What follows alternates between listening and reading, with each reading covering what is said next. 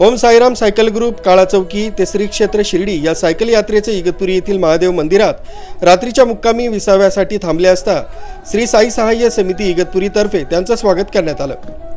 रात्रीच्या मुक्कामी भजन कीर्तन तसंच जेवण करून विश्रांती घेऊन सकाळी सायकल यात्रींचं सौ तेजस्वी राणे यांनी तिलक पूजन केलं। तसंच सकाळी चहा नाश्ता घेऊन सायकल यात्री आपल्या पुढील प्रवासासाठी रवाना झाले।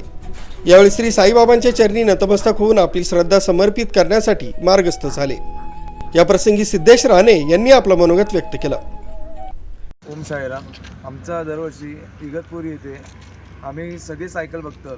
दरवर्षी सायकल सायकल यात्रा शिर्डीला जाते, तेव्हा आम्ही इगतपुरीमध्ये राजूदादा देवळेकर यांच्या ठिकाणी आम्हाला दरवर्षी सहकार्य मिळतं आणि चांगली म्हणजे उत्तम अशी गोष्ट आहे की आम्हाला आम्हीच नाही तर भरपूर पालख्या या राजूदादा यांच्याकडे थांबवून त्यांची व्यवस्था स्थापन करतात।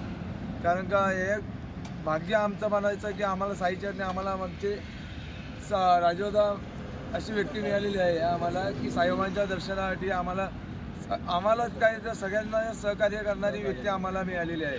आणि राजूदादाचे सगळे धन्यवाद मानतो, आभार मानतो।